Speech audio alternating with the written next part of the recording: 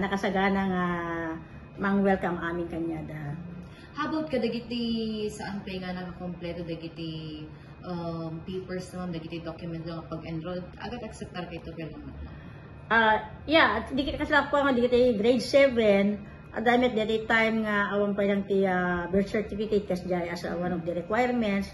Damit nung kaditi promissory note da, ano once kas pagarigan handa na itugot, then ited da kaditi just like for example, that SF10 da, school to ti mang tedagi jayan.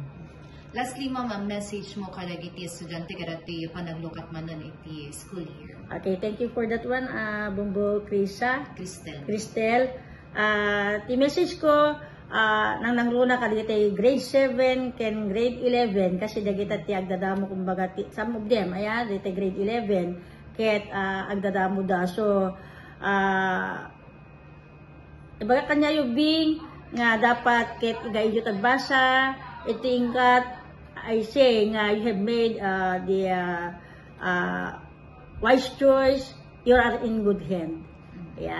Kasi iti bayat iti panag iti alumni iti panagawang ko iti emat ket na ipagbagada nga if not because of ingkat handa nga nagprosper iti other countries na usab da dagiti skills da ijay iso nga nagbalinda nga very famous ken umanay-unay nga kasalay so ti balong da nga nagbalin nga natakneng ken sumit ti naglatakan ti biagda.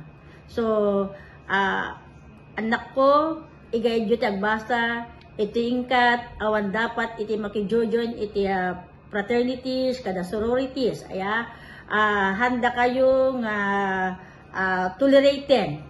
Okay? Baka mabalin pa nga handa kayo nga acceptaren tumanen when baka adawin na nga mai-transfer kayo no makijojoin kay iti fraternities kada sororities kasi bawal ti DepEd dayta.